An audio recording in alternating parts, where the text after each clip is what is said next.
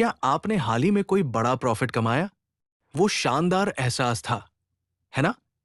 शायद आपने सोचा, मैंने मार्केट की चाल समझ ली है, अब मैं इसे हरा सकता हूं। लेकिन अगर मैं कहूं कि यही फीलिंग, ओवर कॉन्फिडेंस, ट्रेडर्स के पैसे गंवाने का सबसे बड़ा कारण है। आज की वीडियो में हम देखेंगे कि कैसे ओवर कॉन्फिडेंस आपके ट्रेडिंग के फैसलों को प्रभावित करता है, इसके पीछे के साइकोलॉजिकल कारण क्या है और इससे बचने के तरीके। ओवर कॉन्फिडेंस तब होता है जब एक ट्रेडर ये मानने लगता है कि वो बाजार को समझ चुका है और उसका अनुमान हमेशा सही होगा। ये एक साइकोलॉजिकल भ्रम है जिसमें सफलता आपको अपनी योग्यता को जरूरत से ज्यादा और भाग्य को कम आंकने पर मजबूर कर देती है। और ये सिर्फ नए ट्रेडर तक सीमित नहीं है। एक्सपीरियंस ट्रेडर्स भी जीत की लय के बाद ओवर कॉन्फिडेंस हो सकते हैं। लेकिन मार्केट हमेशा अनसर्टेन होता है और जिस पल आप सोचते हैं कि आप इसे जीत सकते हैं, वही पल आपको झटका देता है। ओवर कॉन्फिडेंस आपके पैसे कैसे गंवाता है?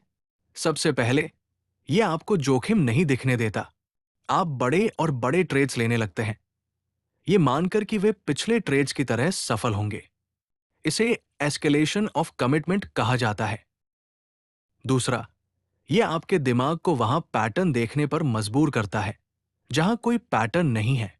इसे इल्यूजरी सुपीरियॉरिटी कहा जाता है, जहां आप खुद को औसत से बेहतर मानने लगते हैं, भले ही आंकड़े कुछ और कहें। और अंत में, ओवर कॉन्फिडेंस आपको बार बार ट्रेड करने पर मजबूर करता है। अध्ययनों से पता चला है कि ओवर कॉन्फिडेंस ट्रेडर्स 50% अधिक ट्रेड करते हैं, जिससे लेन देन की लागत बढ़ जाती है और अनावश्यक जोखिम बढ़ता है। तो आप कैसे जान सकते हैं कि आप ओवर कॉन्फिडेंस के शिकार हो रहे हैं? ये संकेत देखें। पहला, आप अपनी ट्रेडिंग योजना और नियमों को अनदेखा कर देते हैं। दूसरा, जीत की लय के बाद आप अपनी पोजीशन साइज बढ़ा देते हैं। तीसरा, आप सोचते हैं कि आपकी पिछली जीत केवल आपकी योग्यता के कारण थी। चौथा, आप अपने नुकसान को अस्थायी समझकर नजरअंदाज करते हैं। अगर इनमें से कोई भी बात सच लगती है, तो आपको तुरंत रुककर दोबारा सोचने की जरूरत है। अब बात करते हैं समाधान की। ओवर कॉन्फिडेंस से बचने के लिए आप क्या कर सकते हैं? पहला, हर जीत के बाद एक कदम पीछे लें और इसे पूरी तरह से भाग्य माने, न कि अपनी पूरी योग्यता। दूसरा, अपनी पहले से निर्धारित ट्रेडिंग योजना का पालन करें, बिना किसी अपवाद के।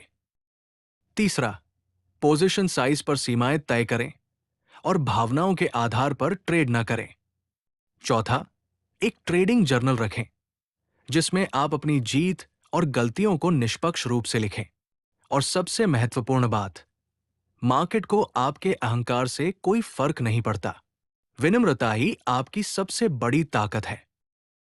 ओवर कॉन्फिडेंस आपके पैसे को नुकसान पहुंचा सकता है, लेकिन सही मानसिकता और उपकरणों के साथ आप इससे बच सकते हैं।